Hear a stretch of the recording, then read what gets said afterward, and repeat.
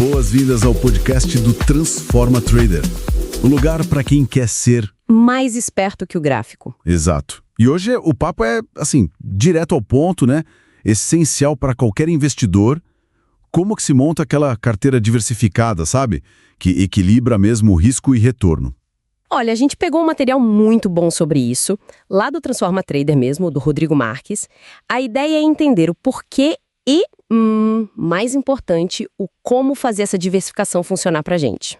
Então bora lá, bora descomplicar. Porque, né, aquela história, todo investimento tem seu risco, não tem como fugir. Não tem. Mas a chave é saber gerenciar isso com inteligência. Isso aí. Ok, vamos começar pelo básico mesmo. Por que é tão crucial não colocar todo o dinheiro num lugar só? Essa tecla é batida pra caramba. É fundamentalmente para reduzir a exposição a um risco único. Pensa assim, se um ativo ou um setor inteiro, sei lá, vai mal, o impacto na carteira toda é bem menor. É tipo espalhar o risco mesmo. Diluir o problema, né? Exato. E também tem o outro lado, que é buscar equilibrar risco e recompensa. Combinar uns ativos mais, digamos, arrojados, com potencial de retorno maior, com outros mais conservadores, de menor risco. Ajuda a buscar um retorno mais consistente ao longo do tempo, sabe? Suaviza as curvas. Faz total sentido. Então, a gente não tá falando em eliminar o risco porque isso, né, não existe. Não, isso é impossível. Mas sim em tornar ele mais gerenciável, proteger o patrimônio daquelas pancadas fortes do mercado, certo? Exatamente essa a lógica. Não é uma garantia total contra perdas, claro, mas com certeza minimiza o baque de eventos inesperados. Amortece bem. Tá, entendido por quê.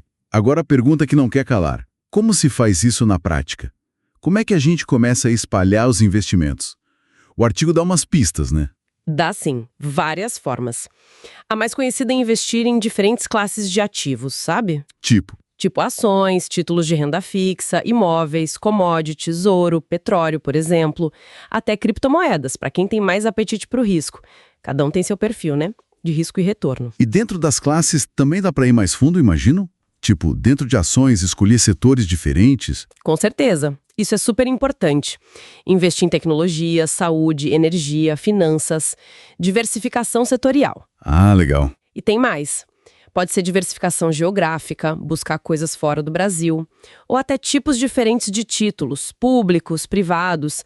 A ideia é não ficar preso a uma coisa só. Olha, para quem está começando, isso pode parecer meio complexo, né? Montar tudo isso. Pode assustar um pouco. Nesse ponto, fundos mútuos ou ETFs não seria uma mão na roda para já pegar uma carteira mais ou menos diversificada? Com certeza. Facilitam muito acesso a uma variedade grande de ativos de uma vez só. É prático. Mas um ponto-chave. Não tem receita de bolo, tá? Mesmo com o fundo, a estratégia ideal vai depender dos objetivos e da tolerância ao risco de cada pessoa. Pesquisar é fundamental sempre. Entendido. E falando em risco e recompensa, dá para dar uma passada rápida pelas classes que o artigo cita? O que esperar de cada uma? Sim, bem por cima. Claro, rapidinho. Ações. Geralmente, maior risco, maior potencial de retorno também, mais voláteis. Ok. Títulos. A renda fixa. Menor risco, retorno mais modesto e são sensíveis a juros, né? Certo. Imóveis. Retorno pode ser bom, com aluguel, valorização, mas tem o risco de desvalorizar ou a dificuldade de vender rápido, a liquidez. Commodities. Podem ser uma proteção contra a inflação, mas dependem muito da economia global, oferta, demanda. E as criptos? Criptos. São novas, super voláteis, potencial de retorno alto, mas assim, muitos riscos envolvidos ainda. Muita coisa para entender. Beleza. Então, o passo a passo seria definir os objetivos, entender quanto risco se topa correr, escolher as classes, os ativos, montar a carteira. E aí? Acabou? Que nada. Aí começa a parte contínua. Monitorar e reequilibrar. O mercado muda o tempo todo, né? É verdade. Os ativos mudam de peso na carteira. Tem que fazer uma análise periódica para ver se a diversificação ainda está fazendo sentido, se a correlação entre os ativos continua baixa. Isso é importante. Não adianta tudo subir e cair junto. Entendi. E se o risco geral ainda combina com os objetivos traçados lá no início? Certo. E para a gente fechar essa parte, quais são as mancadas mais comuns que o pessoal comete quando tenta diversificar? Para a gente evitar, claro. O artigo lista umas boas. Primeiro, concentrar demais numa classe só. Tipo, só ter ações, mesmo que sejam várias. Ou então ter muitos ativos, mas todos muito parecidos, do mesmo tipo. É a subdiversificação. Não adianta ter 50 ações se todas forem do setor financeiro, por exemplo. Faz sentido. Outro erro, investir no que não entende, só porque tá na moda, sabe? Ah, clássico. E, crucial, esquecer de reavaliar a carteira periodicamente. E também ignorar o mercado internacional, as oportunidades lá fora. Ufa, bastante coisa, hein? Mas acho que deu para pegar a essência. Diversificar não é só ter vários investimentos.